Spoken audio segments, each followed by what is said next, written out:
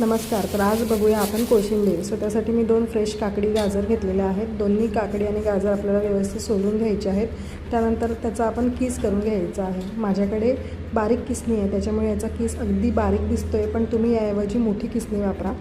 So मी त्यांचा कीस करून घेतलेला आहे. काकडीचं पाणी मी निथळून घेतलेलं आहे. पाणी फेकण्याऐवजी ते पाणी पिलेलं कधीही चांगलं. सो मी इथे काकडीचं पाणी पिऊन घेतलं. दुसरीकडे आपण गाजरसुद्धा किसून घ्यायचं आहे. आता दोन्ही किस आपण एकत्र मिक्स करून त्यात मी बारीक चिरून मिरची घालते आहे. मिरची बारीक चिरा, पण तुमच्या बेताने, कारण जर ही दाताखाली आली तर भयंकर तिखट लागते. सो इथे मी बारीक 2 मिरच्या चिरून घेतलेल्या आहे. त्यानंतर मी ह्यात अर्धाच कांदा घातलेला आहे. तुम्हाला जर आवडत असेल तर तुम्ही भरपूर कांदा घाला. त्यानंतर चवीनुसार मीठ आणि दही घालून आपल्याला हे व्यवस्थित एकजीव करून घ्यायचं आहे.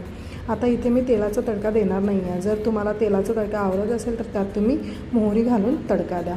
कोशिंबीर तयार.